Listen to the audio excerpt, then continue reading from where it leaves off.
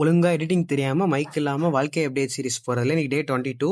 இன்னைக்கு லீவுனால நாள் ஆரம்பிச்சதே லேட்டு. அடிக்கிற வெயிலுக்கு தண்ணி குடிக்கலான்னு பார்த்தா, ஒரு பாட்டில கூட தண்ணி இல்ல. நான் அடுக்கி வச்சிருந்தேன் எல்லாத்தையும். சரின்னு தண்ணிலாம் புடிச்சு வச்சுட்டு, கீழ மெஸ்ஸுக்கு வந்துட்டு, மணமா சாப்பிட்டு முடிச்சுட்டு, ஸ்ட்ரைட்டா இந்த ஸ்பாட்டுக்கு வந்துட்டேன். எங்களுக்கு என்னதான் லாண்ட்ரி இருந்தாலும், சில பல துணிகள்லாம் கையில துவைச்சா தான் மன நிம்மதியா இருக்கும்.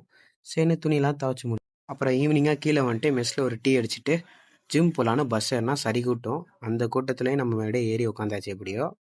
அப்புறம் அப்படியே காலேஜ்க்கு வந்துட்டு ஸ்ட்ரெயிட்டா ஜிம்முக்கு போயாச்சு. ஜிம்முக்கு போயிட்டு இன்னைக்கு வந்து நம்ம புல் அப் போட்டு ஒர்க் அவுட் ஆரம்பிச்சிட்டேன். இன்னைக்கு வந்து நம்ம என்ன போடணும்னா பார்த்தீங்கன்னா, ஷோல்டரும் ஆப்ஸுக்கும் போடணும்.